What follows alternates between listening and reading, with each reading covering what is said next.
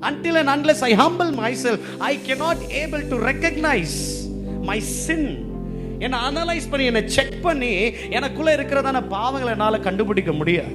நான் தாழ்த்தினா மட்டும்தான் கர்த்தருடைய கிருபை மேலே வருகிறேன். வெளியே ஒருத்தர் நிற்கிறார், உள்ள ஒருத்தர் நிற்கிறார்.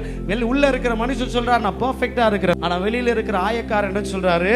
மேல இப்படி நிமிர்ந்து பார்க்காம கீழே குனிஞ்சு, பாவியா இருக்கிற என் மேல் கிருபையா இருங்க. கிருபை யார் மேல வரும்?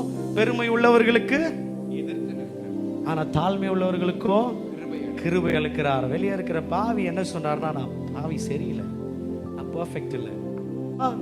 தப்பு பண்ணுவது எல்லா மனுஷனுடைய இயலாமை. It is a nature, but realization and repentance is a sign of restoration.